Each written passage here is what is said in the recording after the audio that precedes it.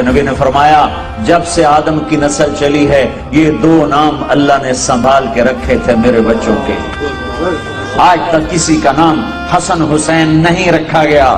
یہ جنت کے سردار ہیں، انہیں کربلاؤں میں سر کٹانے کی کیا ضرورت تھی؟ یہاں سر نیزوں پہ چڑھ گئے اور بدن ٹکڑے ٹکڑے ہو گئے اور یہ پیغام سنا دیا کہ دین یوں زندہ کیا جاتا ہے۔ یہ یوں نمازیں پڑھ کے دکھائیں، سورج سر پہ یوں ڈھلا اور ظہر کا وقت داخل ہوا تو امام حسین علی مقام نے زہر کو بلا کر فرمایا ان سے کہو ہمیں نماز پڑھنے کے لیے تھوڑی مہلت دے دو۔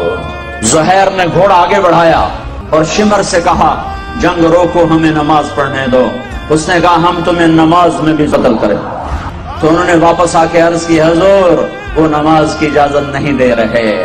تو آپ کہتے ہیں آدھے ان سے جنگ کرو اور آدھے اللہ اکبر کہو۔ یہ ایسے نمازی دھرتی نے کبھی نہیں دیکھے، آسمان نے کبھی نہیں دیکھے، فرشتوں نے کبھی نہیں دیکھے کہ اپنے خون سے وضو ہو رہا ہے، یہ کربلا کی مٹی سے تیمم ہو رہا ہے، خون آلود پیشانیوں کے ساتھ، فوارہ بنے بدنوں کے ساتھ، ٹوٹے پھوٹے اعضاء کے ساتھ اللہ اکبر۔